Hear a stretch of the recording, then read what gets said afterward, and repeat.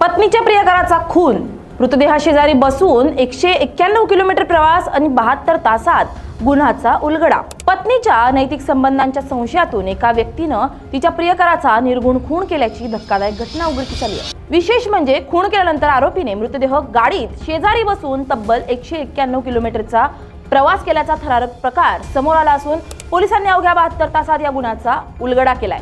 पोलिसांनी दिलेल्या माहितीनुसार आरोपीला पत्नीचे मृत व्यक्तीसोबत प्रेमसंबंध असल्याचा संशय होता। या कारणावरून दोघांमध्ये वाद झाला। वादाचं रूपांतर हाणामारीत झालं आणि संतापाच्या भरात आरोपीनं प्रियकराची हत्या केली। खून केल्यानंतर आरोपीने मृतदेहाची विल्हेवाट न लावता तो गाडीतच शेजारी बसवून प्रवास सुरू ठेवला। बाहेरून पाहता काहीही संशयास्पद न वाटावं यासाठी आरोपीने अत्यंत थंड डोक्याने हा प्रवास केल्याचं तपासात समोर आलंय।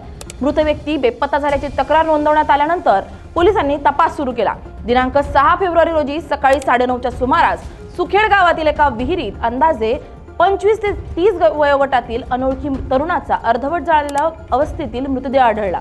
मृतदेहाचे हातपाय बांधलेले असल्यानं हा घातपात असल्याचं स्पष्ट झालं। मात्र काहीही पुरावे नसल्यानं तपास करण्याचे आव्हान पोलिसांपुढे उभे राहिले। CCTV footage, mobile call details आणि टोल नाक्यांवरील नोंदी तपासून आरोपीच्या हालचाली उघड झाल्या। तांत्रिक विश्लेषण आणि गुप्त माहितीच्या आधारे पोलिसांनी आरोपीला ताब्यात घेतलं।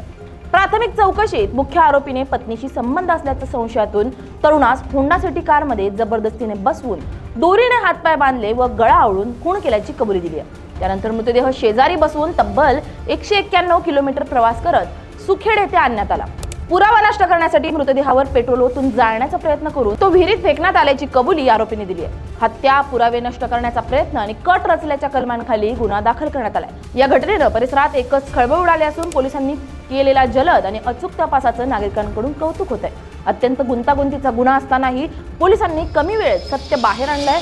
नातेसंबंधातील संशय आणि संतापातून घडलेला हा प्रकार समाजाला हादरवणारा असून कायद्याच्या कचाट्यातून कोणीही सुटू शकत नाही, हे या प्रकरणातून पुन्हा एकदा स्पष्ट झालंय।